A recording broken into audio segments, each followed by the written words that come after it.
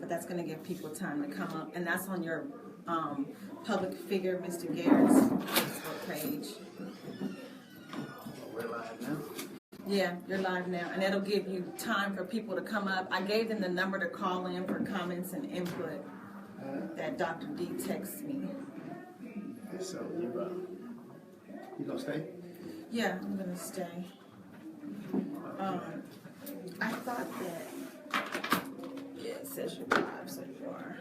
I guess we should announce this too. You can announce it. Okay. Let me go.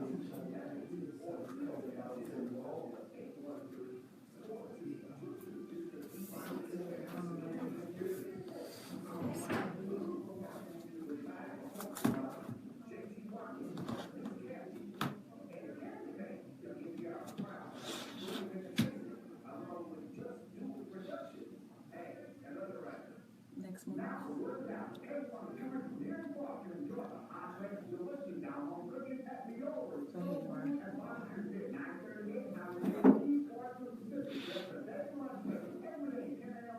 What's that? That's your live on Facebook. This is how people see it, and then that's you.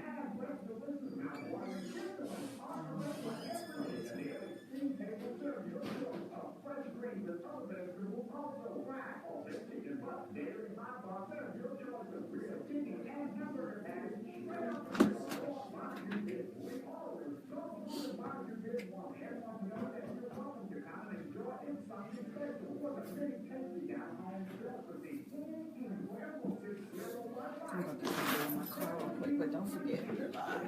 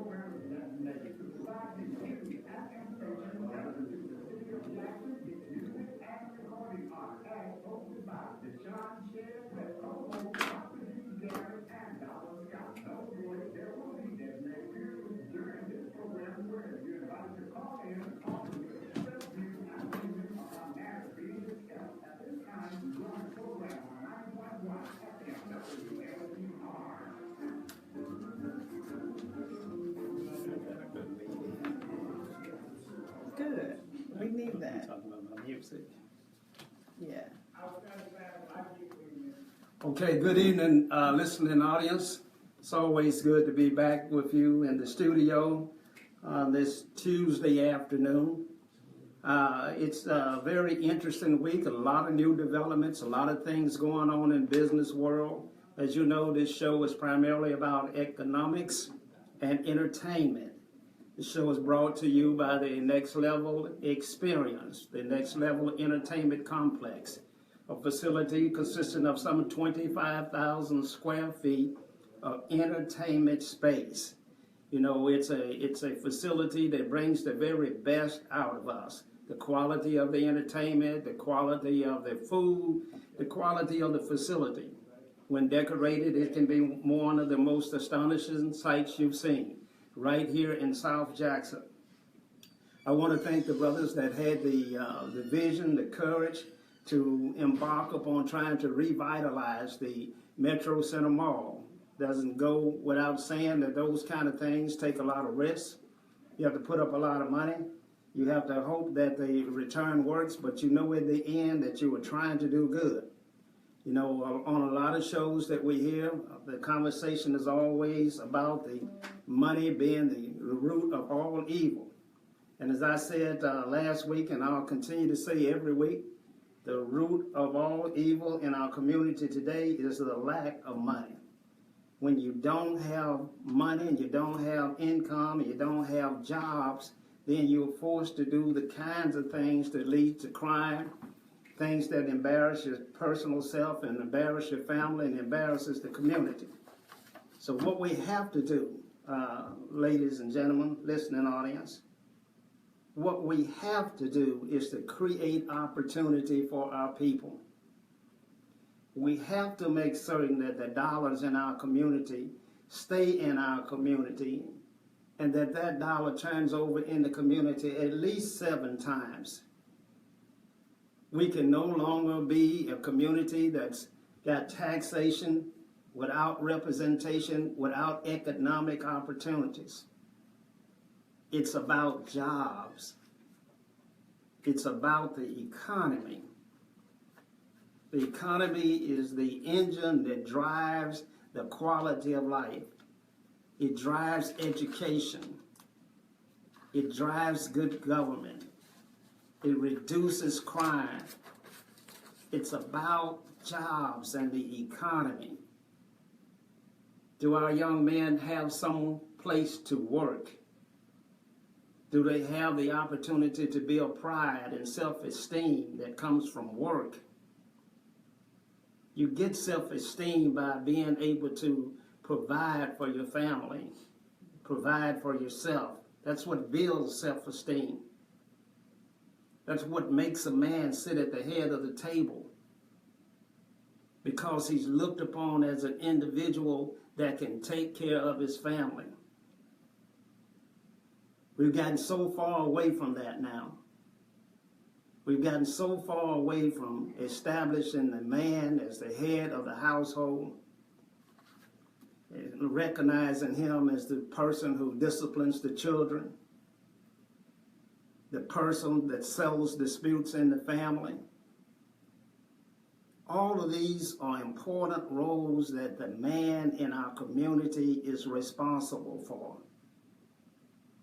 And yet, if there is no work, there is no opportunity, there is no hope, we get despair, we get violence, we get crime. So we're going to talk about this economy and what we can do to solve some of these problems. And I welcome the opportunity from our listening audience out there to chime in when they get an opportunity to do so. Because no one has all of the ideas, but collectively we certainly can solve all of our problems.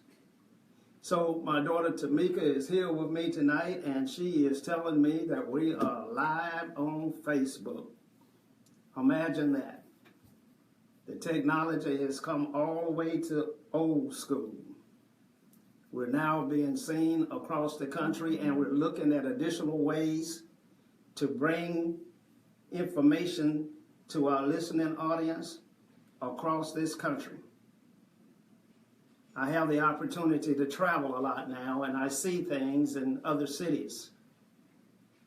I see things in Atlanta and in Memphis and in Houston and in Dallas, in St. Louis. I see how brothers are working to try to build a business class. I see how everyone is reaching out and saying, let's build a strong business class, because when we do, the business class is going to hire our children. It is going to have all of the positive impacts that we talked about earlier. And they're getting it done in other cities. Mississippi lags behind and is last in almost everything. That's blacks and whites. We come in last in all of the statistical categories that are unfavorable. And so we're going to have to really dig down deep, and we're going to have to take some chances. We're going to have to put people in office and bring people to the environment that with new ideas and new concepts and are willing and the courage to try and make a difference. And one of the things that's most important that we're going to have to do is we're going to have to demand that the people that we bring to power through elections, that they understand why they were elected and what they're supposed to do. And we want them to understand that too often on too many talk shows that I hear, people are talking about everybody else's kitchen but their own. If I bring on city council people and they want to talk about the problems that we have in education. We bring on state elected officials. They want to talk about what the problem is with the Trump administration. Nobody wants to say, this is in my domain. This is in my sphere of influence. This is something that I personally can make happen and improve upon. I can do it. That's why you elected me. That's why I asked for the job. That's why the game was going on, and you sitting there and you saying to the coach, put me in the game. I can fix these problems. The problems that are in my lane. So I want the educators to fix the problems with education. I want the elected officials in city government to fix the problem with the economics in our city that's going outside of our city limits to people other than the ones that are paying the taxes. I don't want to hear an elected official talking about what's wrong at the airport authority, what's wrong with their board. We have people out there designated to fix those problems. Every Tuesday on this city council agenda, millions of dollars are being awarded to contractors every Tuesday.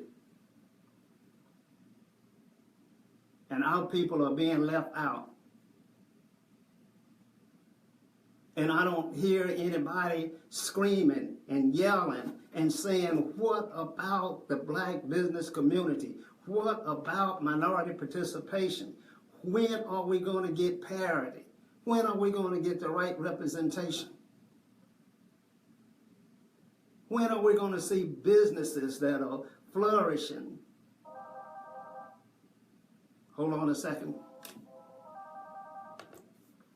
Caller, you're on the air. Good evening, Mr. Garrett. How you doing? All right. I just ask you a question. What do you think about the proposal they want to, the company out of Memphis want to handle the water billing of Jackson? I think that's absolutely terrible. I think that if Jacksonians are paying the water bills, the Jacksonians ought to develop the skills and the capacity to handle their own billing. I mean, we have, this is a college town. We have the most educated people, black folk in the entire state of Mississippi reside and live right here in Jackson, Mississippi. Well, why would we have to go to Memphis to get somebody to do that? You explain that to me, Carl. Well, we got people that's capable of doing that. What about people are already doing it? Look at the jobs. We got the Metro Center where the water department is. They already collecting, money and billing and all that. I don't know whose idea was that for come with that idea anyway. I just hope the new administration, mayor, can put a stop to that.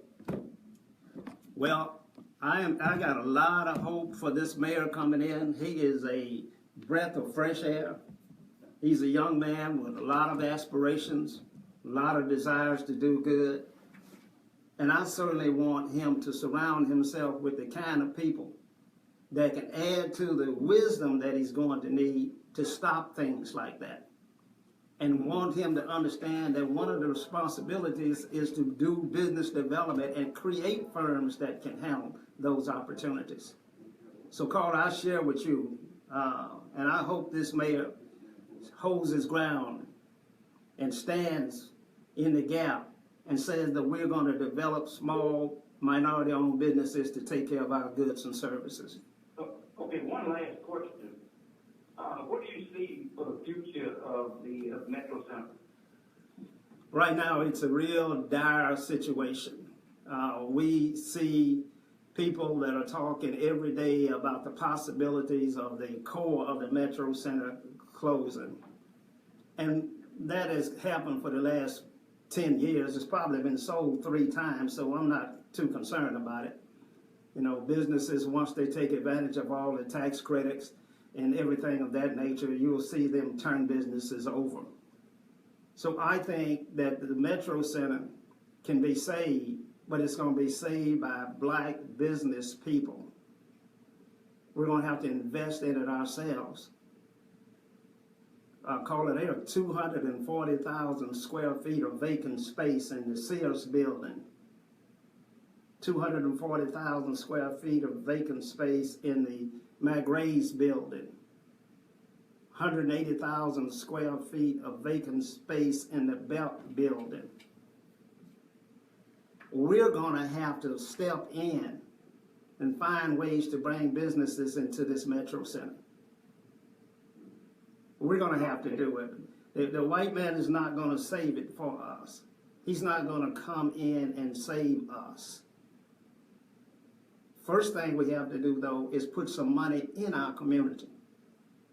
Now, as Donald Trump and the Republican Party puts a squeeze on the dollars that are flowing in our community, we're going to have to offset that with opportunity. And Carla, that's what they expect us to do. They don't expect us to send the money to Memphis. They expect us to circulate it in Jackson amongst its citizens. I mean, that doesn't happen anywhere else. So that's what we got to do. We got to stand up as men and women and say that we want the opportunities to go to our people so that they can build quality businesses. I don't know any other way, Carla, do you? No. Well, let's pray. Let's hope this new administration gets it right. Because, thank you, Carla. Because in many ways, I think this is our last chance to get it right. There are so many serious challenges facing this new administration. My heart and soul goes out to the people that are strapped with this daunting task to save a decaying city. It's the toughest job imaginable. Your infrastructure is crumbling, attacks from the outside. They take over the airport, the struggle with the 1% sales tax, the fight over the capital city improvement district. So many tasks, so many challenges, so many problems. Until we gotta find and work with our leadership, and our young folk gotta listen. Hold on a second. Carla, you're on the air. Thank you. Can you hear me, Scott? Yes, I can hear you. Okay, thank you so much for taking my call. This conversation is perfect. But we gotta have a broad paintbrush on this thing. You know, we must act together. We've been acting in silos for so long. That's our problem. In this city, you spoke of so much, but the least we can do is clean this city up. We got to get it cleaned up. It's just a filthy place. in some parts of the community. The biggest part is South and West Jackson. We need a mass movement to get this city cleaned up. And we have to have a strong code enforcement office in solid waste. And I think Chokwe Lumumba had a plan for that. And we were headed in that direction. The right people were in place. That's the first thing he saw, that we can clean this city up without the infrastructure dollars that we needed. We have the equipment, we have the people in place, we have the citizens that have to be accountable. And if we can clean this city up, weeds and grass and turf and dilapidated properties and cars parking on the yard and trash everywhere, man, we can just get that done in a 2-year span with anti-Lumumba in place. We can move something. Because if you go to this community where I live, not on this law, but where we live here in West Jackson and South Jackson, it's a lot of people making sacrifices to keep their properties up. It's people out here putting metal roofs on their properties and, getting all these trees cut down. That's a lot of money. That's a big. I gotta commend any of these citizens for taking that initiative. But we damage them by having a dilapidated, state-owned, county-owned property next door to them. And there's nothing they can do. They're not even supposed to cut that grass, but they do it. You are not to go that property unless it's yours. Now, what we have to do is get on the state. The state is the biggest slumlord, okay? Our elected officials live around these properties, but they might not be next door to them. They drive past them. We need to hold them accountable. They're at the state level. It doesn't take a vote to take back your community. They always say we're outnumbered. No, you're not, because we're here. We're going to stand with you if you help us. We elected you. You go back year after year after year, and this thing gets worse with this property value. And I think citizens that take care of their properties, even the renters, they deserve a big applause and a second chance at bringing the insurance payments down. Insurance is going out the roof for these citizens. A dilapidated house, property next to you, a tree fall in your house, guess who's responsible for cleaning it up? The homeowner that put that metal roof on their property. And that's what we need. We need a mass movement of cleaning up this city. Carla, you're so absolutely right. I was visiting St. Louis, and I remembered St. Louis to be a dirty city. I remembered it to be an unsafe city. I thought about it as someplace I would not want to live and not want to be a resident of. But do you know they have cleaned that city up? When you go into St. Louis, you see a lot of vacant lots with grass, but you don't see abandoned, dilapidated buildings. They've cleaned that city up. And it's going to take all of us together, and the school. I don't think not one school here in our city should have properties like that in front of them, on the side of them, behind them, where these kids have to walk to school every day. We got to do something better than them. And they say, oh, we don't have sidewalks. Oh, yes, we do. Get some of that damn grass off these sidewalks and your feet will be able to walk back on these sidewalks, feet in place, and the city just needs it. We need it, and we've got to have it. Well, thank you for your commitment and the work that you've done, and just stay focused and stay in the race to improve this city, because it's going to take all of us, and it's going to take some energy. That's one of the things that the youth bring to the table, the ability to work 18-hour days. It's going to take some young folk with energy. Socrates, there's a 29-group single church that came in just this week to renovate, just restore some properties in West Jackson. Now I'm talking about out of the entire state of Mississippi. These kids are spending their summer in Mississippi. You know what they said today? We like it here. It's so much history. So they've already done their homework. It's so much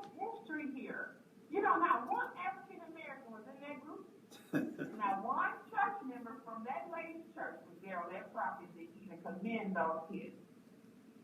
That's terrible. And that's us. That's us. That's us. We have ourselves to blame every day, 24 hours, 365 days a year. We've got to do better. It's enough young people in this community to do it. We saw everything happen during the election. All that comes during the election. Now everything's so quiet. Like, really? That is not fair. Let's get back out here, do what we know to do for our own community. And we just need to stay the course. Thank you so much, Dr. P, for what you're doing. Thank you. I appreciate your input, caller. She's absolutely right. I mean, you know, it's our responsibility. No one is going to save us but us. And we have the intelligence and we have the opportunity to do that. So that's what we got to do. It's a tough job. And, you know, I say to the mayor-elect that, you know, it's a tough job, and he knows that. And when he's got to deal with this budget, he's got to figure out how he's going to balance this budget and how he's going to end furloughs. How can you do those things with limited resources? How can you maintain the high expectations? You know, it's a tough job. And so, you know, we're all going to wrap around him, and we're going to give him the benefit of our wisdom and our understanding and our expertise, and we're going to put our shoulder to the plow, and we're going to try to make this work for our children. You know, there are a lot of things that we got to do. And why do we have to do them? Let me get back to the point, because it's always about the dollars. It's always about the economy. That's what the fight is about everywhere you go. How can we make dollars come into our communities? How can we increase rooftops inside of our community? How can we reduce unemployment inside of our community? How can we do that? I mean, that's what we got to get up every day thinking about. There's nothing else that we can think about. We go to church on Sunday to make sure that, you know, the preacher has a chance to help us make sure that our soul is saved. But the rest of our work is about improving the quality of life for our people. And you can only do that one way. Build a strong business class. You can't do it with government. You see, government can't get money to the people, to the citizenry. That's why most of us are completely out of the game on the day of election, because there's no opportunity for you to participate in anything to the everyday citizen. It can't improve your quality of life. More than likely, the government ends up increasing your taxes, increasing fines, writing prohibitive ordinances that stops you from getting permits, keeps you from putting up signs that saying you're in business. Government has a history of being unfriendly in this town to its small fledgling business community. And we got to turn that around. We got to have a real team effort. You know, I was noticing that the city put out a request for proposal just last week. And it said that they are going to award maybe up to 3 companies a contract to inspect 1,150,000 linear feet of sewer line. Now, 85% of this city is African American. 85% of everything that's going in those sewer lines are coming from African Americans.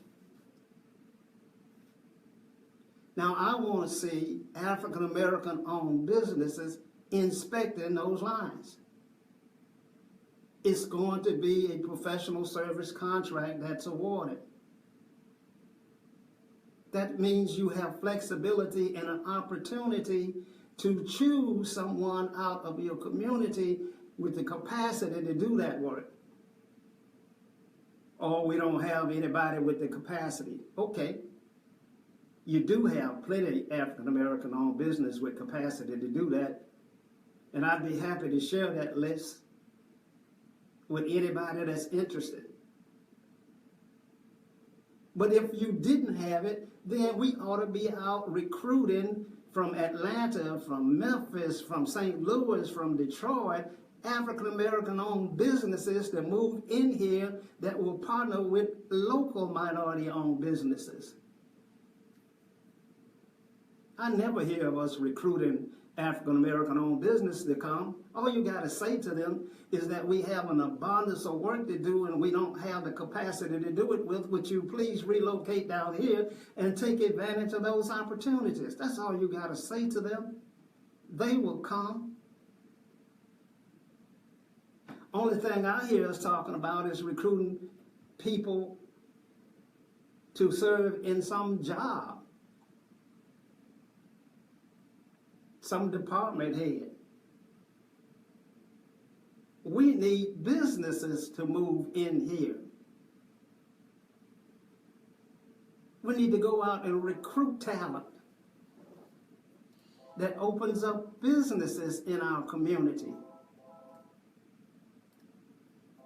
We have an opportunity because we have the need and we have the budget, and this could be a mecca.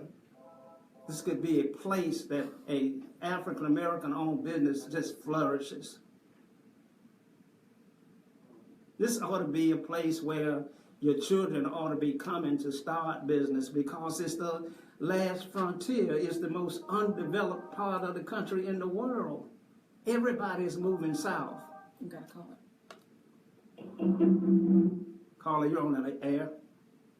Mr. Gary, have you ever thought about, some of these, talking with some of these people outside the country, like some of these African countries that business going on, see if we can get them here and stuff, I think about it every day.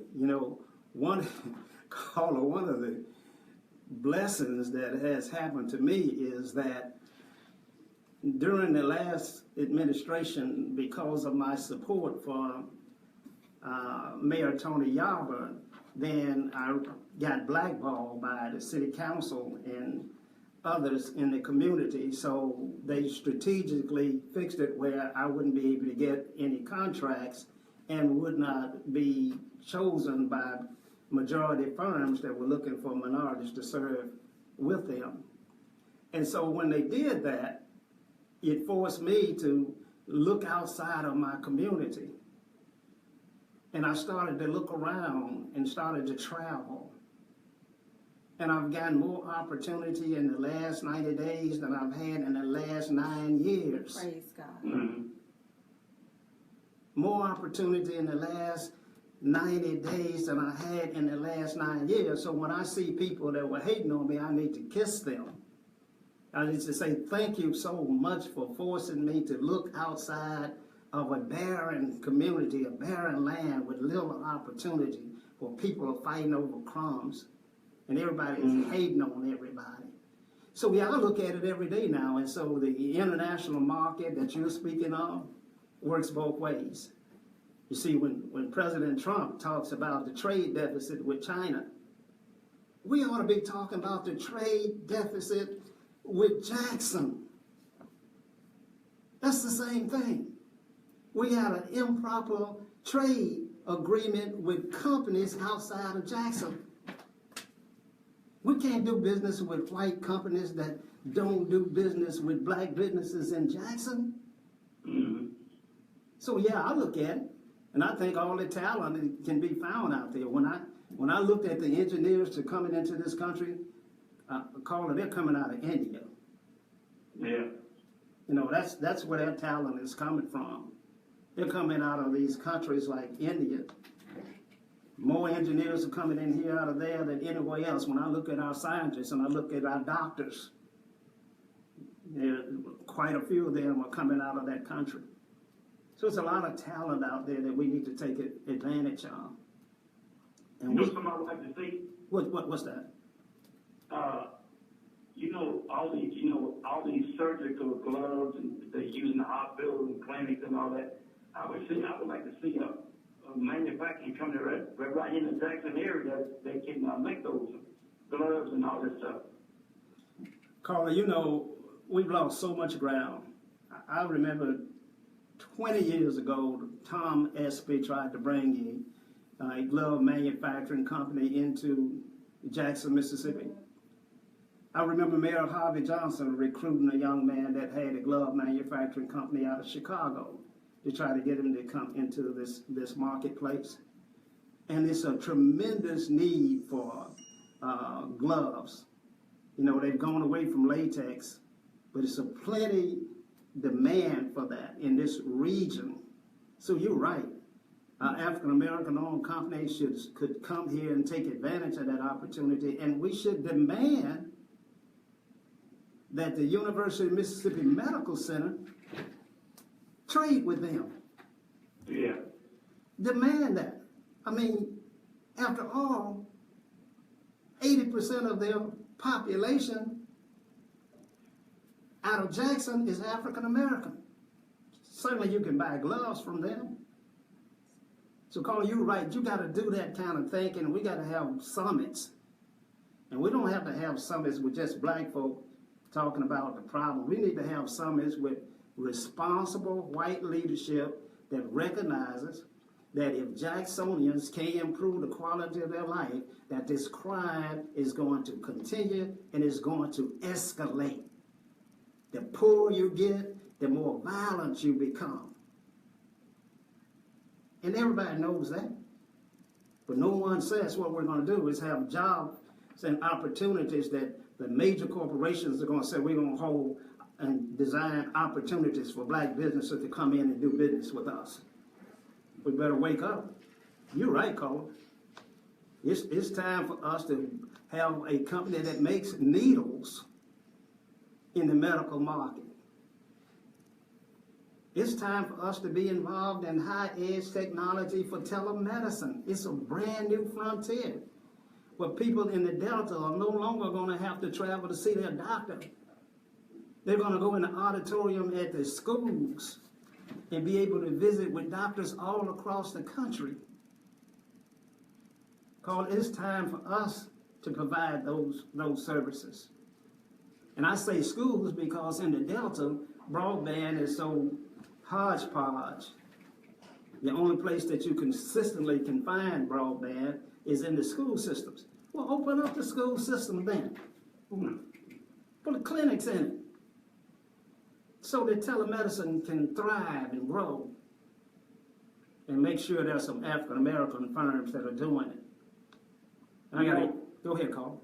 I noticed how these Indians, the American Indian, has made life better for their people. By over those casinos up in Philadelphia, place like that. Yeah. Chief Martin did a great job taking advantage of his status in life.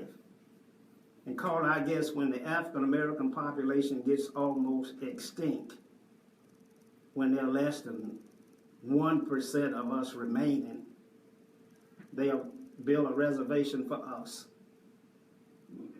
And we'll all go get on the reservation and be protected. The Indians don't pay any taxes. They are Chief Martin, they said in the past, I remember years ago, he said that he don't have to pay on taxes, but he don't want people to think that he's getting a free ride. He said he pay his share of taxes, but you don't have to. That's right. No, and he shouldn't have to. And, don't get me started to take me back to the Trail of Tears when all the Indians in this country were marched out of here to Oklahoma. It was a terrible thing. And so he shouldn't have to pay any taxes. But my point is that if we don't do something and we continue to diminish in terms of skilled people and we keep getting locked up at the rate we're getting locked up, eventually we'll be on a reservation. And then maybe we can rebuild. like they are Okay, doing. thank you. Thank you, caller. You know, it just goes without saying that we got work to do. But you know, I'm excited about the work. You know, I'm excited about my outlook. I'm excited just knowing that there are others out in this world, in this country, that think like I do, that feel like I do, that get up and work hard like I do. I'm encouraged that we can get this done. We're not going to be able to get it done in our backyards, though. One of the things I said last week that it took me 35 years to learn is what diversity really meant. When I tried to diversify my portfolio, I thought that if I add another business line to my core line inside of the same market, that I would have diversified my portfolio and increased my revenue streams. But if you're in a land where it's barren, or if you're fishing and the fish are not biting, it doesn't do you any good to put multiple poles out of the boat, because they're not biting. There's nothing there. So I learned late in life, and primarily thanks to my children who have no boundaries and are not tied to any particular place, that diversity means go somewhere else. Leave that lake. Open up businesses in other cities. Joint venture with different kind of people. You got a better opportunity to make that happen. But you know, caller, it's something about home, where you were born. It makes you want to come back to it and fight, even if the odds are against you, even if the economy is bad. And don't get me wrong, the economy in Mississippi is bad. It's bad for everybody. Go ahead. So it's just not a good place. But those of us that are committed to it are going to work to change it. Caller, you're on the air. Caller, you're on the air. Yeah, hello? Hello? Yeah, I was calling just to come in on the topic. I was listening in as I was riding. Yeah. And I think I know, well, I think I know, part of our problem is that we continue living in a perpetual cycle of oppression because we have no guidance or no order to correct our people for about nation of black. And we're going to continue to face these things until we come to some kind of law that will, I ain't going to say some kind of law, come back to the law that was given to us by God. That's the only way we're going to be able to recognize ourselves as a people in this world. So I was speaking on that aspect, and because as you see the world right now, it's like, where is it going? It's totally chaos, depression, oppression, stressing out, murder, killing, and everything. And because this world don't provide us anything no more, and the part of this world is the spiritual part of the world, or we call religion, which we should not dwell in religion because for the longest, and for I know through history, like, our people been following after the ways of the oppressor for ever since we came over here, and that hasn't benefited us none. But the Bible itself pulls away from the oppressor and religion and come back to the laws that God gave his people to bring them up out of this perpetual cycle of oppression that we go through. That's why I call them that. Well, caller, I appreciate your comments. Your outlook and your understanding are right on point. You know, speaking of the church, though, let's remember that the church has an economy. The church has a responsibility to make sure that businesses are operating inside of the economy. You know, back when they asked Jesus about the taxation issue, and should he pay taxes to Caesar or pay tithes? He said, you know, render unto Caesar those things that are Caesar's, but you pay your tithes to the church. Hold on a second. Caller, you're on the air. Yes, hello? Yeah, you're on the air. Okay, yes. Yeah, I'm glad you brought up, about the church and economics. Okay. Mr. Farrakhan was talking about an economic blueprint that if over 1 million wage earners would put this X amount of dollars towards this fund within a year, we would have over $200-some million to invest in businesses, factories, and schools and hospitals. Now, Mississippi have, if I'm not mistaken, over 1 million so black people. And probably 500 or so million are wage earners, so much. So if we pull our money together, we possibly wouldn't have to go to Caucasians, because not 9 out of 10, when Caucasians come into our business, they're in there to spy and look at them for a way for them to take it over eventually. So we got to quarantine ourselves and start doing it for self. We have the money. We have the money within our own community if we pool our resources together. So, Mr. Socrates, I think that you should probably want to spearhead that. But we can look at pulling our money together and create financial opportunities for ourselves to pull ourselves up by our bootstraps and get ourselves out of this condition. Thank you, caller. Caller, we're going to talk about that. We're going to talk about, finance inside of the African American community. And we're going to talk about how we must pool our resources and how we must build our banks and our credit unions and our venture capital firms.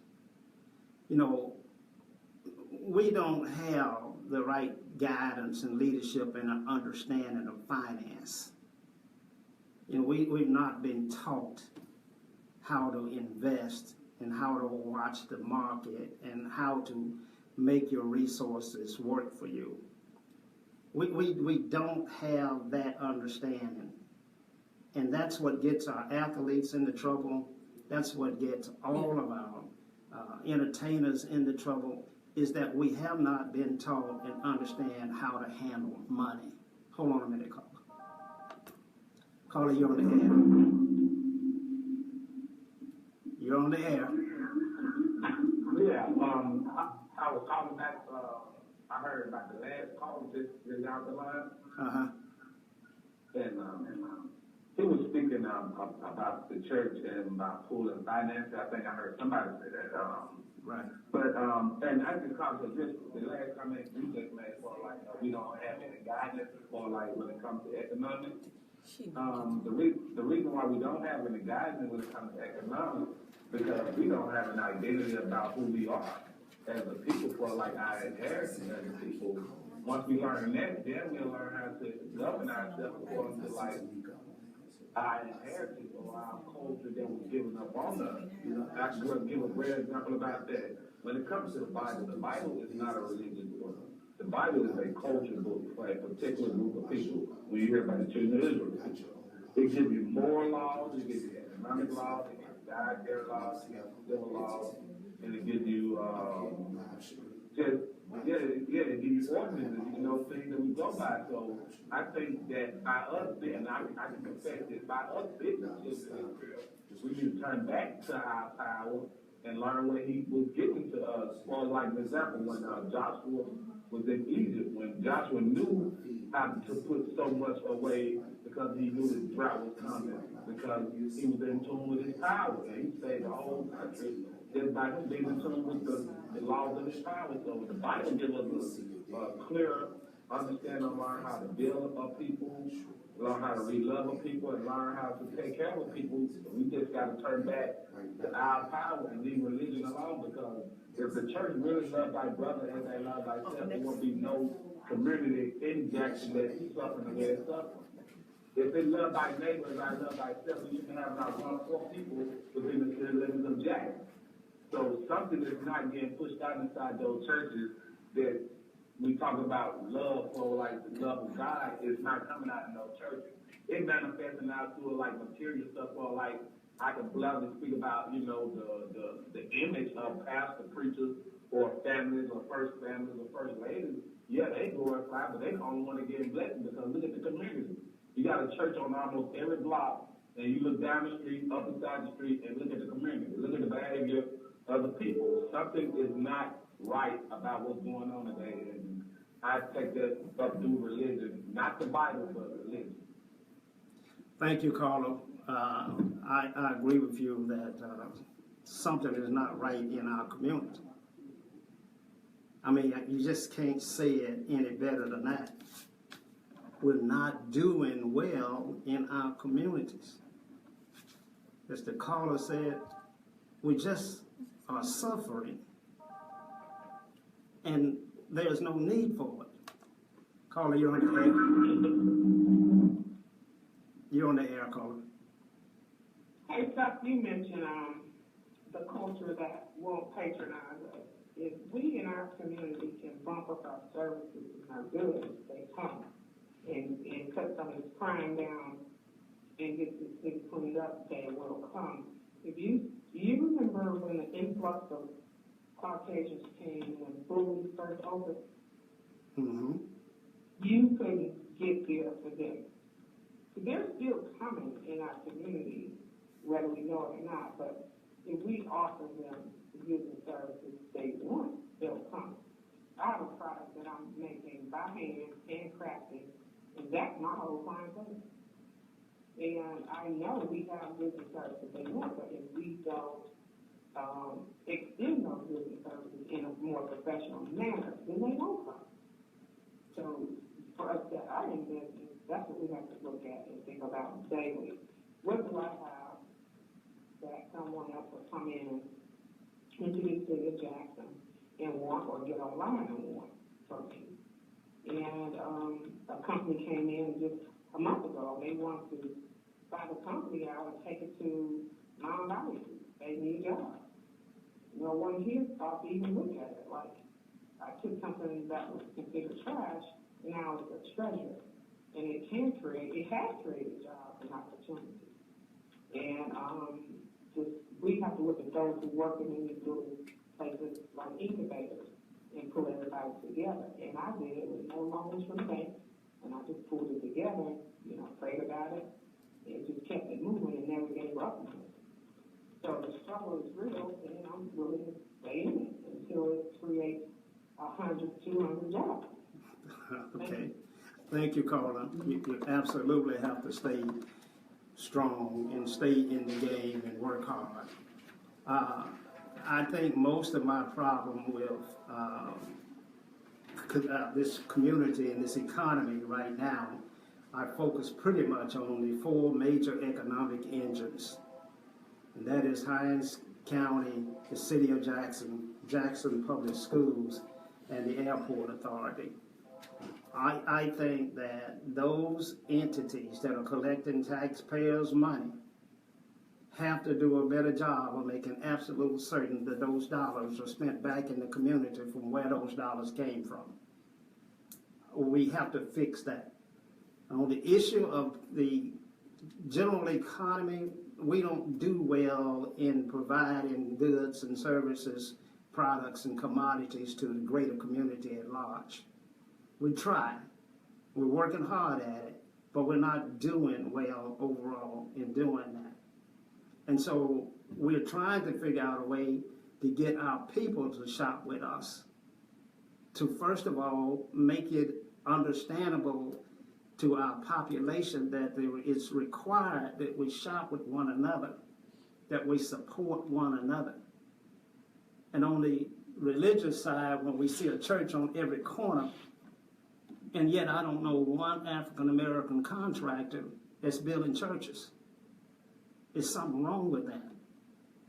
You know, I was so proud when I rode by the beautiful church that New Hope is building over on Beasley Road.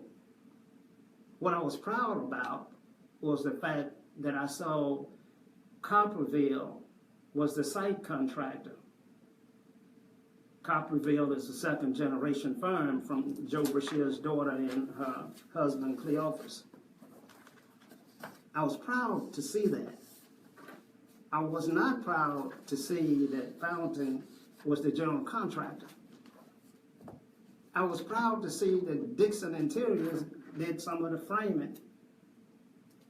And so it gave me hope that the churches will begin to understand their responsibilities when it comes to improving the quality of life in our community beyond praying and taking tithes. But we got a long way to go. We need an African-American general contractor that's building these churches. And we can do that. We can't take any more calls. And so, you know, let's just stay focused on it. Let's just work hard at it. And we'll get there. You know, as always, you know, I want to say congratulations to those of you out there in business that work hard every day. They get up every day and put everything that you have and own on the line every day. Working hard, working scared, running from bankruptcy, running from divorce, running from heart attacks and strokes. Thank you for what you do. Stay in the game, fight your way through it. You're one relationship away from being a success. You're one relationship. You might meet that person on the Greyhound bus if they still have a Greyhound. But you're one relationship away. Stay in that game. I want to close out by saying congratulations to Jackie Hampton, the publisher of the Mississippi Link newspaper. She was just recognized as Publisher of the Year for the National Newspaper Association.